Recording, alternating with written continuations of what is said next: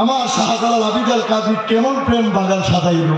মানুষগুলি কত কষ্ট করে করে, কত কষ্ট করে করে টেকনাফ থেকে তেতুলিয়া, রূপসা থেকে পাথুরিয়া, ডানে বামে সামনে পিছনে বাংলাদেশের কত মানুষ আজকে দরবার শরীফে আসিয়া ফুলের গন্ধ নেওয়ার জন্য, সৌরভিত হওয়ার জন্য যেমন করে আল্লাহ শেখ সাদ রহমাতুল্লাহ আলাইহি এক টুকরা মাটিকে প্রশ্ন করেছিল, মাটি রে, এই পৃথিবীতে কত মাটি আছে যে সুন্দর ঘ্রাণ পাওয়া যায় না, তোমার মাটি ফুলের সৌরভ তুমি পেলে কোথায়?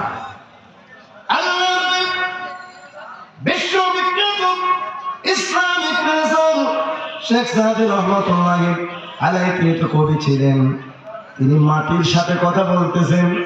মাটির ভাষা বোঝেন যারা কবি, নদীর ভাষা বোঝেন, নদীর স্রোতের ভাষা বোঝেন, নদীর কিনারায় বৈশা বৈশা কত সুন্দর কবিতা লেখা ফেলেন।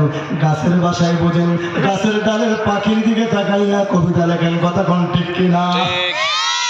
যারা আল্লাহর ওলি হইয়া যায়